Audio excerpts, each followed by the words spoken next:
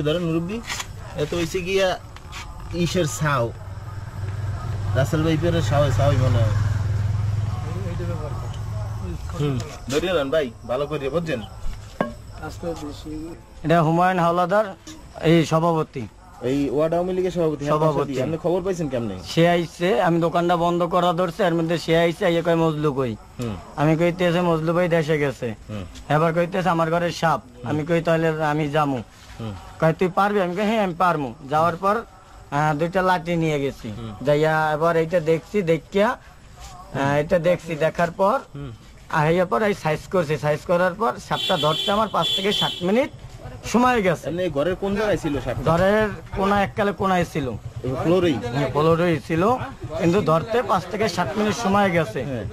যাওয়ার পর তারপর আমি বলছি যে আমার তো ওস্তাদ তো ভাই, এখন খোলেন তো মেলেন। আমি ওরে ভাই ছাড়া তো আমি সাপটা ছাড়তে পারতেছি না।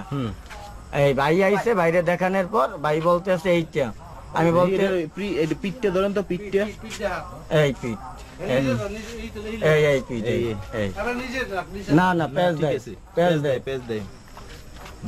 এটা তো ঝামেলা আছে ভাই সাপটা, বুঝছেন?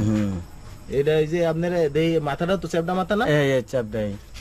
ঠিক আছে, বাচ্চা দেই পিঠটা আনেন ঘুরান। হ্যাঁ, তারপরে আপনি উদ্ধার করলেন কেমনে সাপটা উদ্ধার করে নিয়ে এবারে আমি এই জায়গায় আইছি। এখন এইটা কি করার পরিকল্পনা আছে? এটা তো ছাড়া যাবে না, যদি আপনারা নিয়ে যান তো নিয়ে যাবেন, আর নাইলে এটা মারিয়ে ফেলাবো।